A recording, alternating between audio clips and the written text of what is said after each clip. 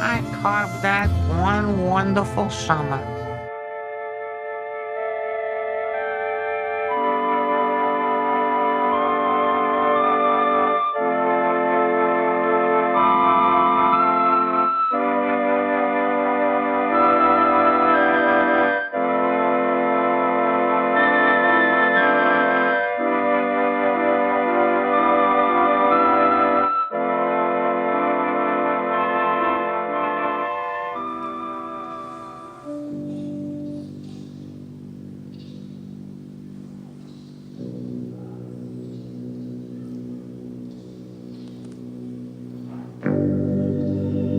El reparador de Biblias, de Tim Powers. Pero aún servirá para hacer juramentos, ¿no?, murmuró Dick, intranquilo por la maldición de que se había hecho acreedor. Una Biblia a la que le falta un trozo, replicó Silver con sorna.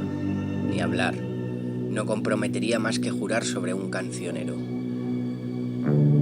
¿De verdad?, preguntó Dick con cierto alborozo. Entonces, yo diría que también es algo que vale la pena tener. Robert Louis Stevenson, La isla del tesoro.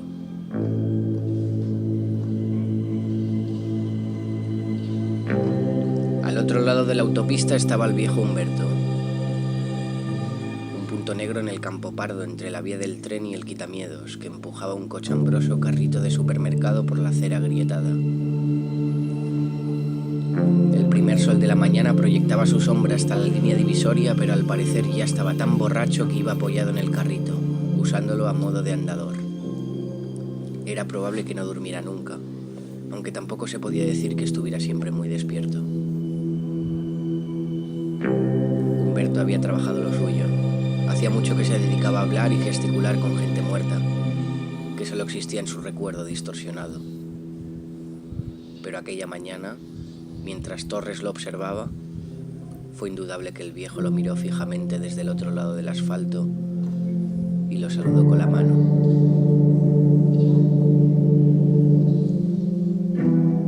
Apenas era una silueta que se recortaba contra la luz del sol. Sus pantalones de camuflaje, su barba blanca y su gorra de piel de mapache de Daniel Boone formaban un contorno amorfo, pero era posible que también le estuviera sonriendo. Tras un momento de vacilación, Torres agitó la mano e hizo un gesto con la cabeza. Él no estaba borracho de buena mañana, podía caminar sin apoyarse y no estaba rodeado de personas imaginarias. Tenía intención de mantener esas diferencias con Humberto, pero suponía que los hermanaba la profesión y que debía mostrar cierto respeto a un compañero que simplemente no había sabido retirarse a tiempo.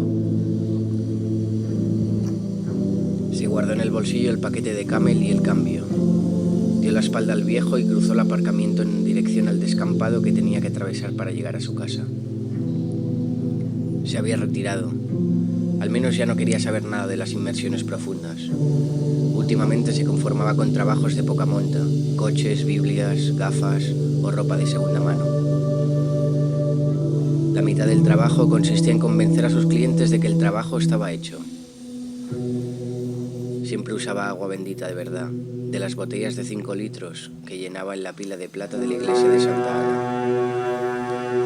Pero por mucho que impresionara a los clientes, en su opinión solo servía para mojar. La puerta del garaje estaba abierta y varias cabras se asomaban al jardín contiguo con las patas delanteras en la verja. Se detuvo a arrancar unos cuantos de aquellos matojos altos y peludos parecidos a la saliva que crecían por toda la zona, y se los dio a las cabras para que se entretuvieran. En ocasiones, si llegaba un cliente en un momento como aquel, susurraba algo a los animales. Se quedaba callado como si escuchara y asentía. Tenía el Toyota aparcado en la calle, porque la entrada estaba ocupada por el Dodge Dart blanco de un cliente, y había terminado de instalar un botón del dolor en el salpicadero. Si el coche no arrancaba, el dueño podría tomar medidas. ¿Con qué esas tenemos? A ver si te gusta esto. Al otro lado del cortafuegos, el cable que salía de aquel botón estaba atornillado a la carcasa del carburador. Era una tontería, pero tenía que parecer convincente. También tenía que expulsar a un fantasma balbuceante del reproductor de música del coche. Había usado una lata de aire comprimido y unos imanes, y aquello sí que no había sido ninguna tontería. Si la disposición de los imanes respecto a los altavoces era correcta, habría conseguido crear un efecto Bernoulli con el chorro de aire que apuntaba al diafragma del altavoz, de forma que cuando se disparase, dejara de oírse el monólogo titubeante que se superponía a la música que estuviera sonando. Aquel día pensaba sacar aquel trasto viejo a la autopista, y suponiendo que fuera capaz de alcanzar la velocidad necesaria, conduciría en dirección norte, sudoeste y oeste para poner a prueba el apaño. Ganaría $200 y lograba que desapareciera la voz, y en cualquier caso 100 por el botón del dolor. También tenía que reparar un par de Biblias. Se sacaría como mínimo $50 por cada una, y solo tenía que sujetar la página a una tablilla en el bastidor y quemar el pasaje que sus clientes consideraban intolerable con un pirógrafo. Una simple cuchilla no tenía tanta autoridad como el hierro candente. Después, por supuesto, tocaba empapar el libro mutilado en agua bendita para que siguiera siendo válido pese a las alteraciones. Los versículos que le tocaba quemar con más frecuencia eran Mateo 19:5-6 y Marcos 10:7-12, ya que condenaban las segundas nupcias tras el divorcio, pero también era habitual que le encargaran borrar Mateo 25:41-46, donde Jesús prometía el infierno a aquellos que negaran auxilio a los desamparados. Hasta tenía una oferta, un paquete de eliminación de las 30 y tantas alusiones al adulterio. Había Biblias personalizadas que al cabo de unos años acababan con la cubierta y poca cosa más.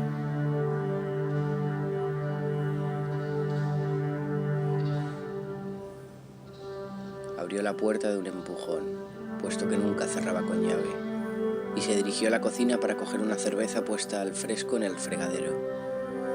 La luz del contestador estaba intermitente y pulsó el botón de reproducción después de abrir la lata de Budweiser.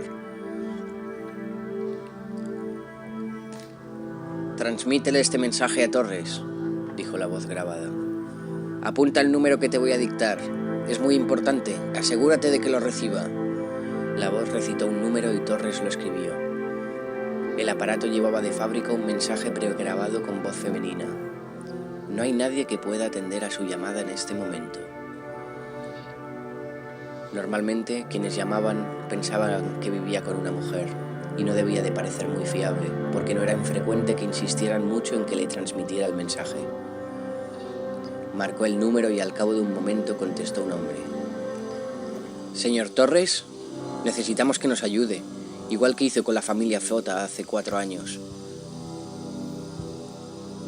Se han llevado a nuestra hija y hemos recibido una nota de rescate. La teníamos en una cafetera, con unas rosas atadas alrededor». «Lo siento», interrumpió Torres, «pero yo no me dedico a ese tipo de trabajos. Le recomiendo que llame al señor Seaweed, de Corona, que es más joven. ¿Quiere que le dé su número?» «Hablé con él la semana pasada, pero después me enteré de que usted había vuelto al negocio, y es mejor que Seaweed». El pobre Humberto había seguido haciendo inmersiones profundas. Torres también las estuvo haciendo más tiempo del debido, y como resultado, muchos libros que le habían encantado de joven se le habían vuelto incomprensibles. «Lo siento mucho, pero lo he dejado definitivamente». Dicho aquello, colgó el teléfono. Ni siquiera había negociado el rescate cuando se llevaron a su propia hija 3 años atrás. Su mujer lo había dejado, incapaz de entender que de haberse salido con la suya, era más probable que le hubieran tocado pasarse el resto de su vida cambiando los pañales a un marido retrasado. Amelia, su hija, había muerto de unas fiebres a la edad de 8 años, estaba enterrada en el terreno que había detrás del cementerio católico. Y casi todos los domingos, Torres y su mujer visitaban la tumba y se aseguraban de que siempre estuviera cubierta de montones de peluches y molinillos. Una caja de plástico negra con tapa transparente, plantada a modo de lápida, contenía el certificado de defunción que demostraba que había muerto en un hospital. Indudablemente su alma había ido al cielo, pero decidieron retener su fantasma para que no tuviera que vagar. el frío y el ruidoso semimundo. Torres lo vinculó a una de sus muñecas de trapo. Todos los domingos por la noche le llevaban caramelos, tabaco y un chupito de ron. No parecía muy apropiado para una niña, pero en cierto modo todos los fantasmas tenían la misma edad. Torres siempre encendía y apagaba los cigarrillos antes de colocarlos frente a la muñeca. También mordía los caramelos. Los fantasmas necesitaban que alguien les empezara las cosas. Pero un día entraron unos ladrones y se llevaron la muñeca. En su lugar dejaron una nota en la que ponía: «Señor Torres, si quiere recuperar a su hija, deme un poco de su sangre». También había un teléfono. Normalmente las notas de rescate pedían que el destinatario se hiciera un tatuaje, que era como otro que tenía el secuestrador, y si obedecía, este le arrebataba un montón de recuerdos, la capacidad de sentir afecto y la facultad de soñar. Pero cabía la alternativa de ofrecer sangre de alguien que tuviera el alma rota, tal como la tenía Torres. Por ello, muchas familias que sufrían uno de aquellos robos acudían a él y le ofrecían grandes sumas a cambio de un poco de sangre que les ahorrara la necesidad de someterse al terrible tatuaje vampírico. A veces, cuando los padres del fantasma estaban divorciados, el ladrón era el otro cónyuge, ya que los tribunales se negaban a dictaminar sobre la custodia de los hijos muertos. O también podía ser un pretendiente despechado. En esos casos no pedían ningún rescate, pero en algunas ocasiones Torres había conseguido rastrear al ladrón y recuperar el tarro, la caja o la botella que contuviera el fantasma. Sin embargo, lo más habitual era que tuviera que ceñirse al trato, citarse con el secuestrador y entregar una taza de sangre, aproximadamente a cambio del fantasma robado. Y cada vez, junto con la sangre, perdía un trozo de alma.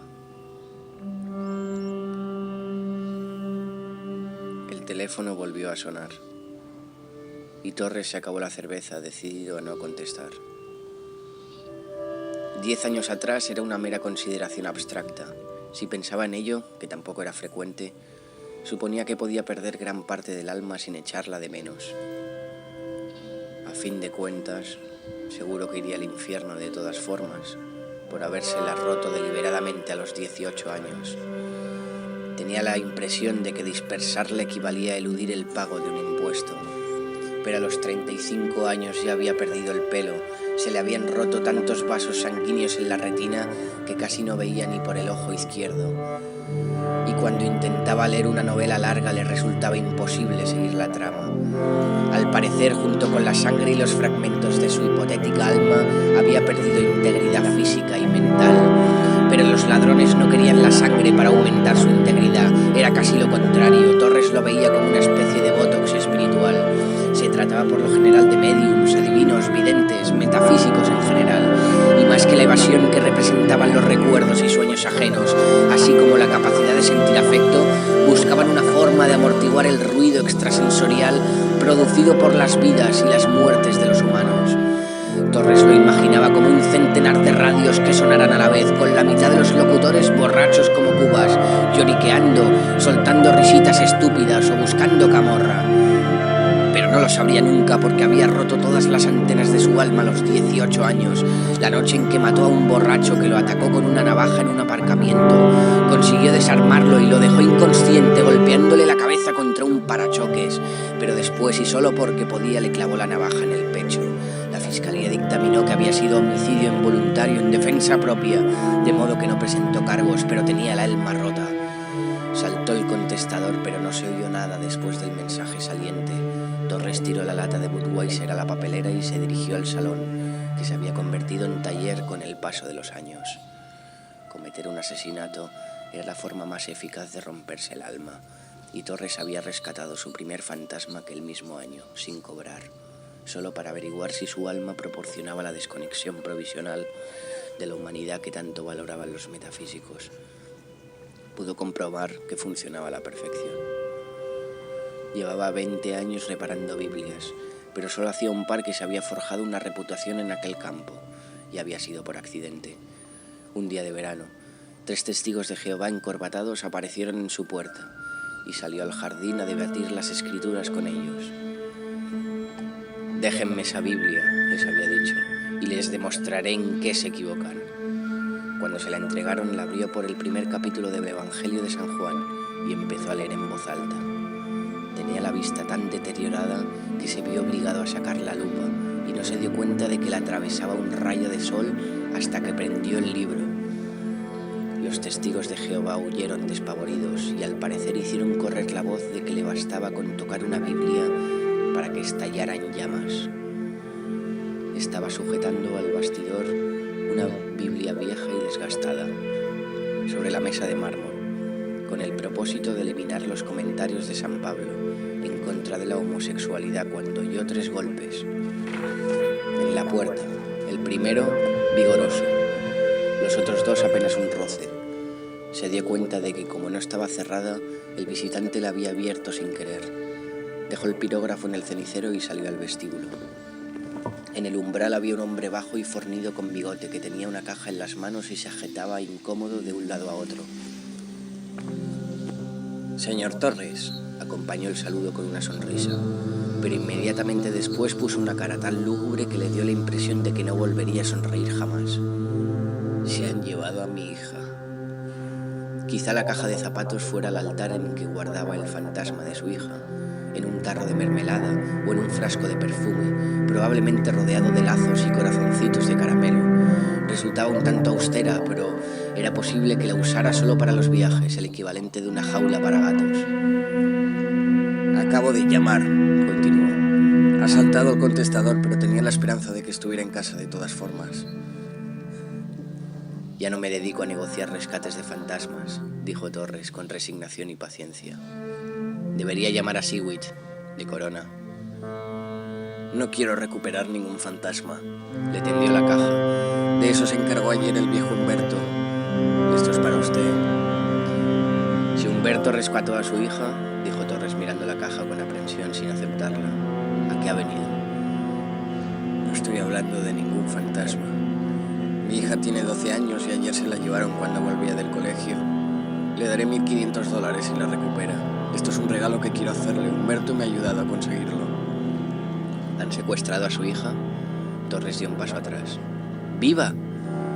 Dios mío, llame a la policía inmediatamente o al FBI. ¿Cómo se le ocurre acudir a mí con...?» «En la policía no se tomarían en serio la nota de rescate», contestó sacudiendo la cabeza. «Creerían que el secuestrador quiere dinero y no que sus condiciones son sinceras». Respiró a fondo y volvió a tenderle la caja. «Tenga». Torres la aceptó, pesaba muy poco. Levantó la tapa con precaución. Dentro, en un lecho de romero y estampitas católicas, había una muñeca de trapo que Torres reconoció al instante.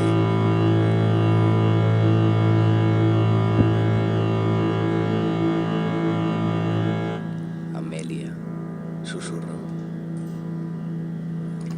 La sacó de la caja y pudo sentir el temblor del fantasma de su hija, tanto tiempo añorado. ¿Se la consiguió Humberto? No me extraña que me haya saludado esta mañana, pensó. Espero que no le consumiera mucha alma. Casi no le queda. Quédesela. No le pido nada a cambio, pero le ruego que me ayude a salvar a mi hija. ¿Qué ponía en la nota de rescate? Torres se resistía a invitarlo a entrar. Juan Manuel Ortega. Me llamo así. Tengo a Elizabeth y la mataré y le sacaré toda la sangre si no convence a Terry Torres para que me dé un poco de la suya. Llama a la policía, dijo Torres. Lo de desangrar a su hija es un farol. ¿De qué podría servirle la sangre de una niña? ¿Cómo ha recibido esa nota? Cada minuto pareció que Ortega se disponía a decir algo con vehemencia, pero habló con un hilillo de voz. Mi hija Elizabeth mató a su hermana el año pasado. Sacó el fusil del armario y no sabía lo que hacía, es una niña. No sabía que estaba cargado. Torres se dio cuenta de que había arqueado las cejas. Estaba seguro de que la niña sabía de sobras que el fusil estaba cargado y había matado a su hermana deliberadamente, con lo que se le había roto el alma. También estaba seguro de que el secuestrador era consciente de ello, aunque el padre lo ignorase. Su hija es una asesina, como yo. Sin embargo, el secuestrador no podía usar la sangre de la niña para hacerse con su alma rota y debilitada, como sí podía hacerse con la de Torres, a menos que su hija Hizo un esfuerzo para contener la alteración de su voz. ¿Ha empleado la magia alguna vez? ¿O sigue teniendo el alma virgen? Añadió para sus adentros. Puede ser. Ortega apretó la mandíbula con fuerza. Me dijo que había atrapado al fantasma de su hermana en mi máquina de afeitar eléctrica, y creo que era verdad. He dejado de usarla, pero me parece oírla por las noches. En ese caso, pensó Torres, al secuestrador, su sangre le resultaría tan útil como la mía. Puede que no tanto, porque seguro que la mía es más opaca, más antigua y teñida por la magia, pero le serviría de todas formas. Aquí tiene mi teléfono. Ortega le entregó una tarjeta y siguió hablando para que no lo interrumpiera. Y el secuestrador insiste mucho en que la sangre que necesita es la suya. Lo dejo en sus manos. Salve a mi hija, por favor. Giró en redondo y se encaminó a paso ligero hacia una furgoneta que estaba aparcada detrás del Toyota. Torres lo siguió, pero le daba el sol en el ojo casi ciego y tenía que avanzar a tientas. Se detuvo al oír que el vehículo arrancaba y se ponía en marcha. Probablemente la mujer de Ortega estaba esperando al volante. Debería llamar yo a la policía, pensó mientras miraba la furgoneta, que se alejaba. Aunque tiene razón. Se tomaría en serio el secuestro, pero no creerían que el secuestrador no quiera dinero. Pero quiere mi sangre, me quiere a mí. Una niña viva. Yo no rescato vivos, sino fantasmas. Y además ya lo he dejado. Esa niña es como yo. Volvió a la casa y dejó la muñeca de trapo en la encimera, apoyada en la tostadora. Casi mecánicamente se sacó el paquete de Camel del bolsillo de la camisa, encendió un cigarrillo, lo apagó en el fregadero y lo dejó en el mármol, junto a la muñeca. Volvió a encenderse por sí solo. Sonó el teléfono, pero Torres no contestó. Se quedó mirando la muñeca y el cigarrillo encendido. No hay nadie que pueda atender su llamada, dijo la mujer del mensaje pregrabado. Y me tenía en el televisor, papá, para que cambiara los canales. Me decía 2, 4, 11 y yo ponía el canal que fuera. Torres se dio cuenta de que se había sentado en el suelo del linóleo. El fantasma no había encontrado nunca la forma de comunicarse mientras estaba con él y su mujer. Lo siento, Amelia, dijo compungido, pero pagar tu rescate me habría matado. No quieren dinero. Quieren... ¿Qué? Dijo quien hubiera llamado. ¿Está el señor Torres? Por lo menos no me daba ron, dijo la voz de Amelia. Y no te habría matado, en realidad. Torres se puso en pie. Tenía 40 años, pero se sentía anciano. Abrió un armario. En el estante superior estaba la botella de ron de 75 grados de Amelia, junto a la vajilla de porcelana que no usaba nunca. La cogió y le sacudió el polvo.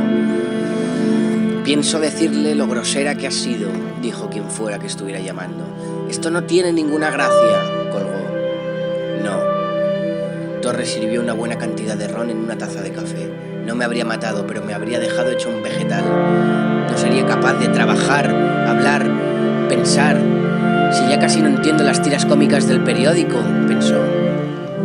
Me tenía en el televisor, papá. Era su mando a distancia.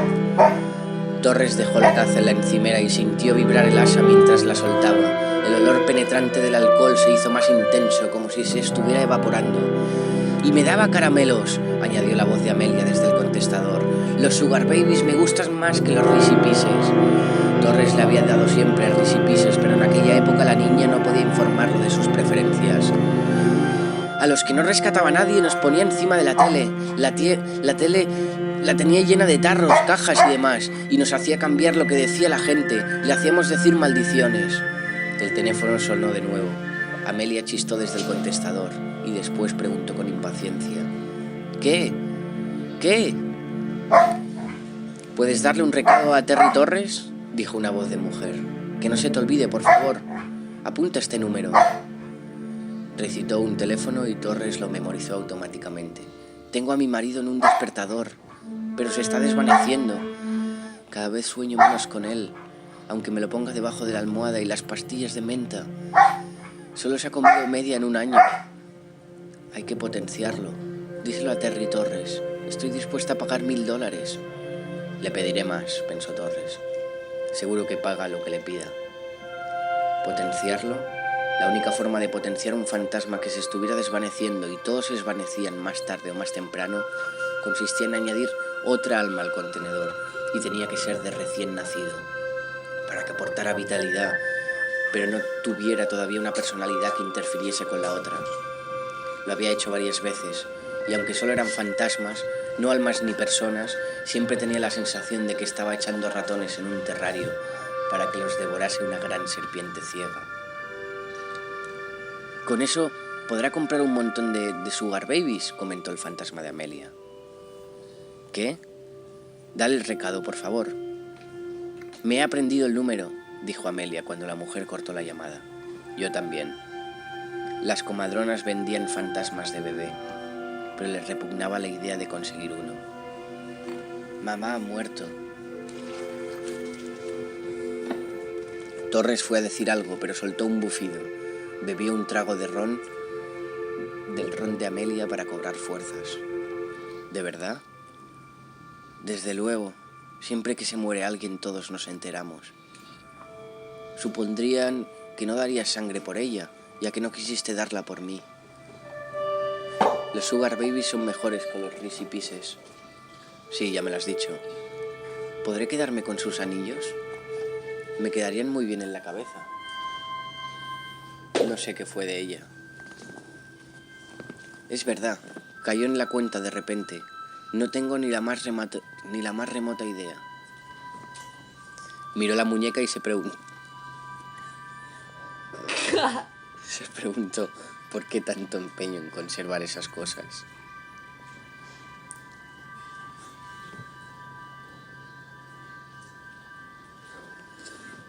Tenía una Biblia en la repisa de la chimenea, en el salón.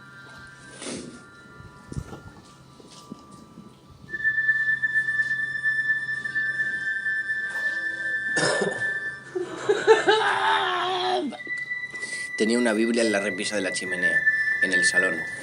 Estaba relativa... Tenía una Biblia en la repisa de la chimenea, en el salón. Estaba relativamente intacta, aunque por supuesto tenía las hojas abarquilladas por la inmersión en agua bendita. Había eliminado media docena de versículos del Antiguo Testamento relacionados con la brujería. Se planteó suprimir el no matarás del Éxodo, pero después pensó que junto con el mandamiento podía desaparecer su forma de ganarse la vida. Después de negarse a pagar el rescate del fantasma de Amelia, eliminó también el versículo 44:25 de Ezequiel. No se acercarán a muerto alguno para no contaminarse, solo por el padre, la madre, el hijo, la hija, el hermano o la hermana que no haya tenido marido se contaminarán. Él no había querido contaminarse, o mejor dicho, seguir contaminándose, por su propia hija muerta, que había acabado ayudando a maldecir desde algún televisor. Volvió a sonar el teléfono y levantó el auricular antes de que saltara otra vez el contestador. ¿Sí? Señor Torres, dijo una voz de hombre. Tengo aquí delante un recipiente de silencio. Tiene 12 años.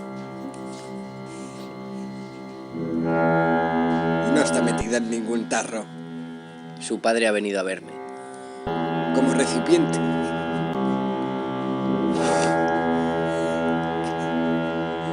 Como recipiente.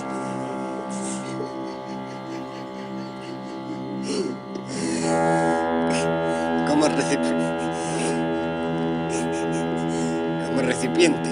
Lo prefiere usted.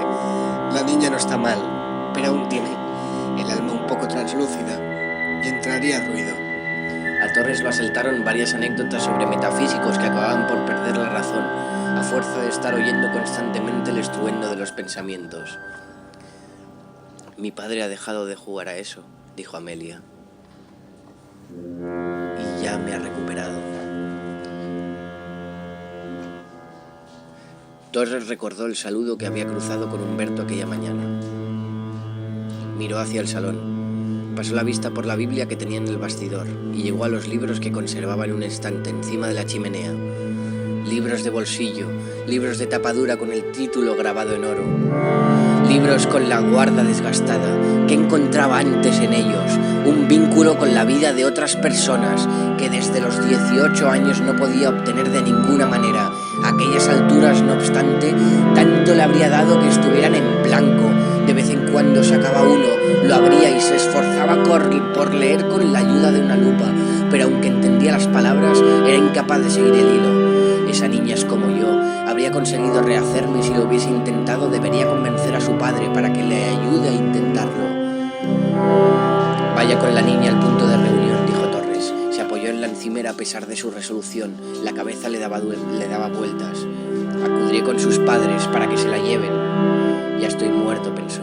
Su padre recurrió a mí, pero en el libro pone que es lícito que haga eso por una hija. Y para mí, para el muerto, es la única forma que me queda de establecer un vínculo con otras vidas, aunque sean de desconocidos. Y usted vendrá conmigo. De eso nada, dijo Amelia. Tiene que traerme ron y caramelos. En vida, Amelia había mostrado al menos un poco de preocupación por la niña secuestrada. Todos debemos la mente a Dios, pensó Torres, y quien hoy renuncie a ella mañana se verá recompensado. Sí, dijo Torres. Cogió la taza de ron y aunque estaba temblando lo vertió sobre la cabeza de la muñeca de trapo. El alcohol la empapó y formó un charco en la encimera. ¿Cuánto es el rescate? Una cantidad razonable. Le aseguró su interlocutor. Una cantidad razonable. Torres se sintió aliviado, estaba seguro de que todo lo que le quedaba era una cantidad razonable. En cualquier caso, era probable que el secuestrador no se conformara con eso. Encendió el mechero y lo acercó a la muñeca, que quedó envuelta en un resplandor azul con forma de lágrima. Se apartó, dispuesto a golpear las alacenas con un trapo húmedo si prendían. La muñeca carbonizada empezó a deshacerse en pedazos. Amelia no dijo nada más por el contestador, pero su padre le pareció oír un largo suspiro. Esperaba que fuera de alivio. Tengo una condición, dijo Torres. ¿Qué? Tiene una Biblia entera, sin reparar. Puedo comprarla. Cómprela y tráigamela. De acuerdo, entonces. Trato hecho. El ron se había consumido y la muñeca había quedado reducida a una masa negra con unas pocas ascuas. Llenó la taza en el grifo y la volcó encima.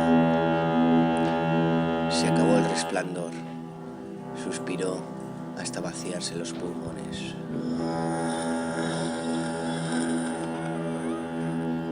Sí.